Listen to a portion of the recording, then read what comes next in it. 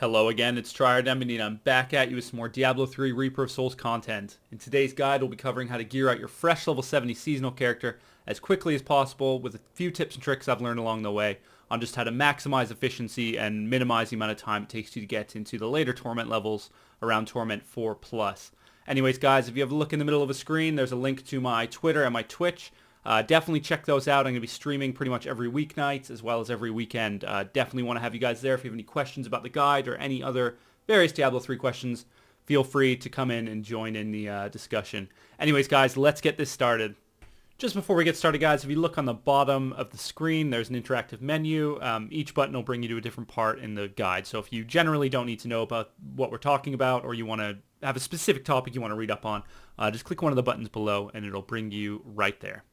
Alright then guys, so to get yourself into Torment originally, because normally with your kind of like fresh level like 50 to 70 yellows and blues and stuff, Torment's going to be a bit non-efficient for most classes. As in like, you know, it's going to take too long to kill enemies, you're probably better off doing Master or something.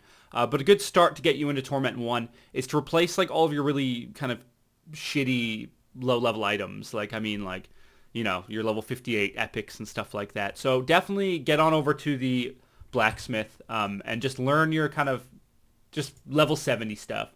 Everything's fairly cheap. You don't want to spend, you know, a couple of rolls trying to get like really good stats or anything, because it doesn't matter.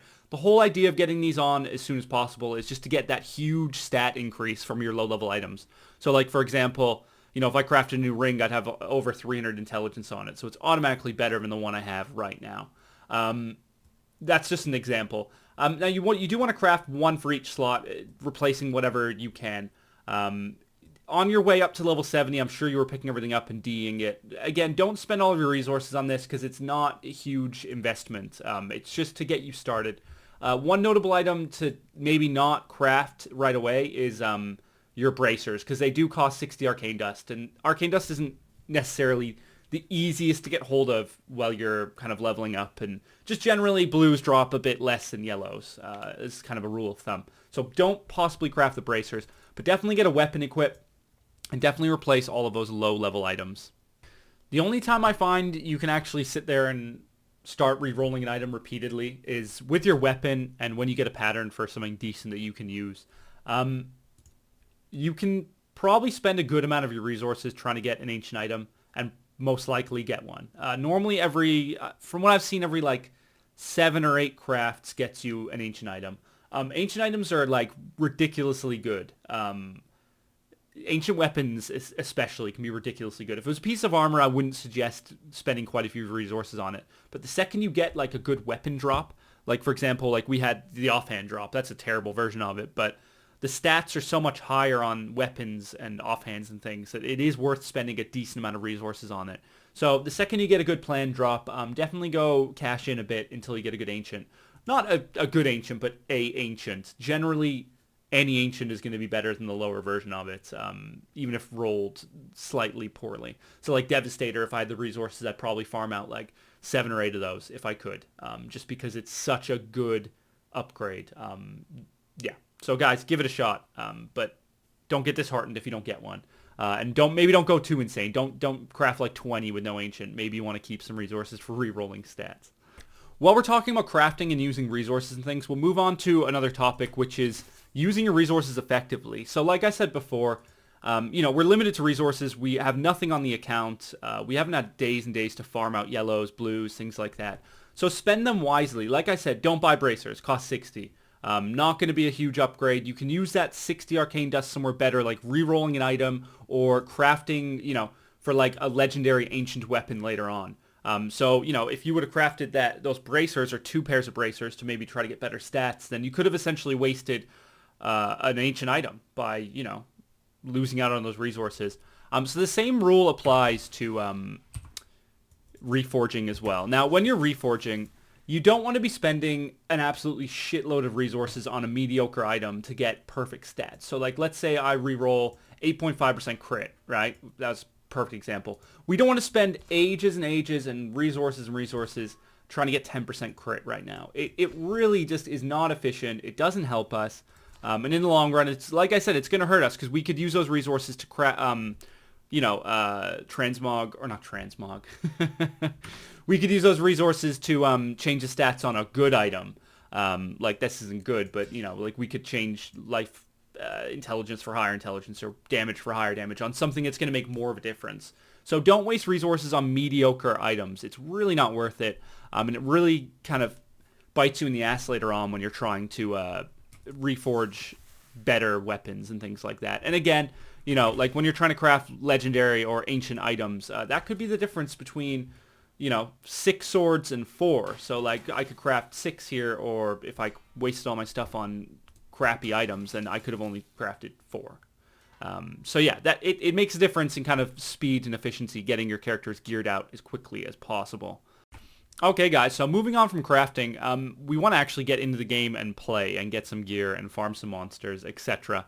Now the best way about doing this, obviously, like I said before, most classes aren't able just to hop into Torment 1 with no items and farm efficiently. Yeah, you can go and do it, but efficiently, you're going to be spending a while on elite packs, depending on the class, of course, and it's not going to be worth your time. So what we want to do is start with Greater Rifts. It sounds crazy, but it's actually a really good thing to do. Now, when I say start with Greater Rifts, I mean Greater Rift level 1. Now, the reason I'm saying this is generally, not guaranteed, you'll try a few times and you won't get any, but generally when you kill the Rift boss, you'll get a legendary or 2 plus a gem. And that's huge.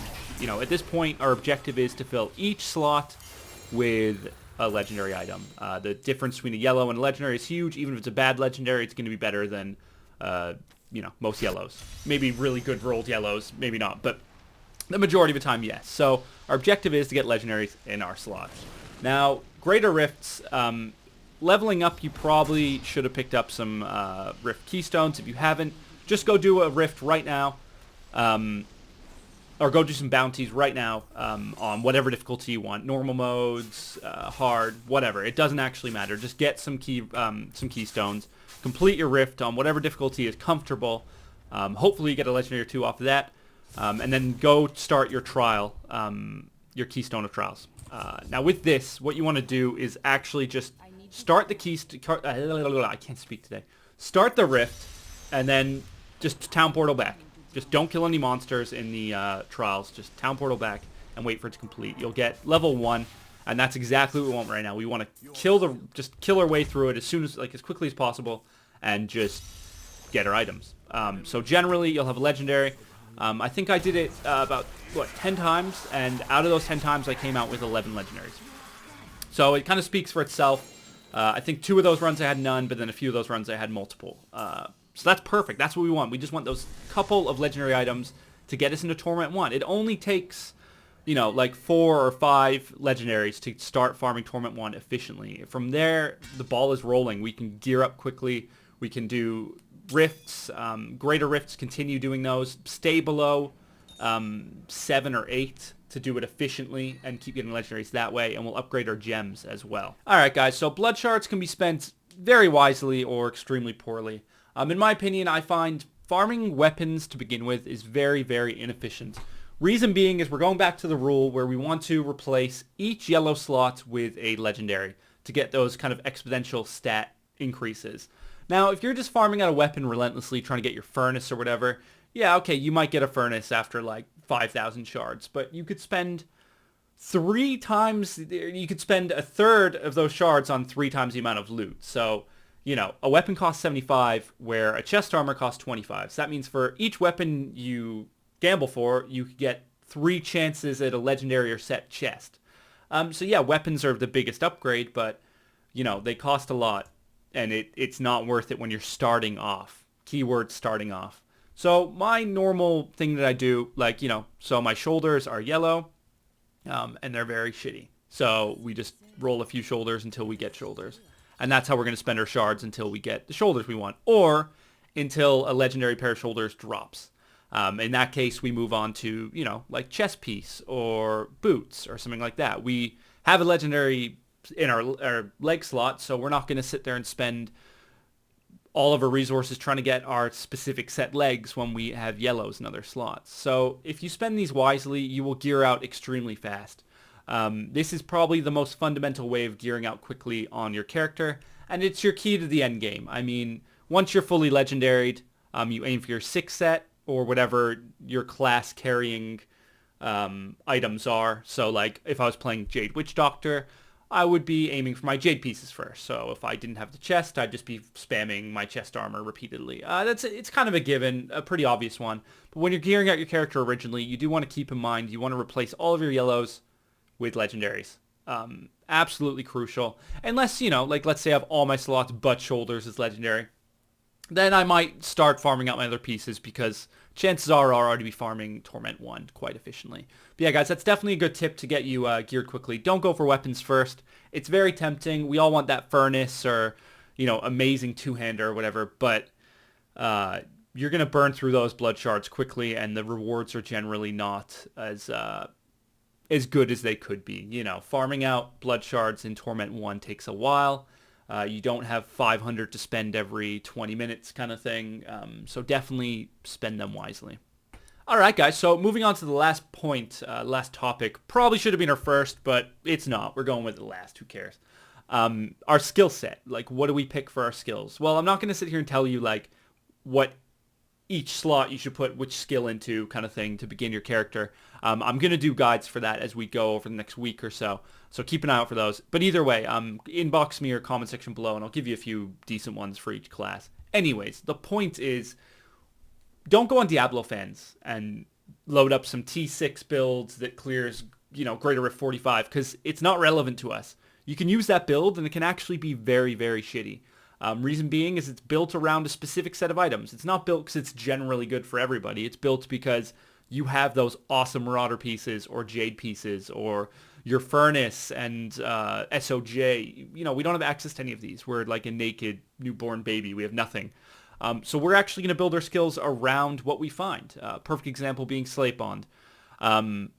Almost, it's not too perfect because Witch Doctors don't have too many cold spells, but either way. You know, like we're definitely going to use Haunt with Resentful Spirits because it has frost damage. We could swap out Poison Dart for Plague of Toads with, where is it? Oh no, sorry. Corpse Spiders with Medusa Spiders because it has cold damage. So we're automatically gaining 20% damage off of that. And then maybe we'll roll our neck a few times so we get some cold damage as well.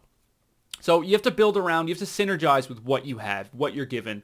And it's absolutely crucial because, you know, like, for example, my Crusader, beginning of this season, got all lightning skills, so I just built a lightning Hammerdin, and I was clearing T6 really quickly without my 6 set or without my 4 set or whatever, just because I built around the items I found, and I synergized really, really well. So it's absolutely crucial, you know, like if I found these Mage Fists on a Sorcerer, or a Wizard, sorry, I've been playing too many other games. On a Wizard, I'd build completely around fire, 100%, you know, I go Hydra, the whole lot, like I'd get Black Hole with my fire spell and everything because I have fire skills. So synergize around what you find, absolutely crucial. Definitely do it. You know, if in the second you get your 6 set, you can start building those later builds, which you can research online on like Diablo fans or whatever website you're using to harvest your Diablo information. So yeah, guys, definitely crucial step in gearing up and getting those higher Greater Rifts. Alright guys, so that covers it for today's guide. Hopefully these tips help you get into Torments 1 through 4 as soon as you can on your fresh level 70 seasonal character. Lots of it's just kind of common sense mixed in with knowing which items to upgrade and things like that. But hopefully that helped you with that. Anyways guys, like I said before, I'm focusing hugely on my live stream right now. I'm live streaming whenever I can on the evenings. I do work full time, so I'm trying to, yeah, on the nights as well as on the weekends. So click the link below in the comment section. It'll bring you there. Click the follow button if you want to. Definitely appreciate it, and it'd be good to see you guys just asking questions and generally interacting. Definitely, I try to interact with everyone on the live stream. It's what I do. Always answering questions, no matter what it is. And if I don't know what it is, I'll look into it and find out for you. Because I'm nice like that. It's what I do. Anyways, guys, definitely appreciate having you around. Thanks for watching the video. The next guide will most likely be a kind of like a beginner guide for either a Demon Hunter or Witch Doctor, getting into your fresh seasonal character, like what build to go for, generally what items you want to go for, and just some tips and tricks on, like, you know, gearing out quickly on them. So yeah, guys, keep an eye out for that. Check out my previous video if you want. It's a Jade Witch Doctor kind of review. Yeah, guys, thanks a lot. That's it for today, and we'll see you all probably in the next week or so with the next guide. Peace out.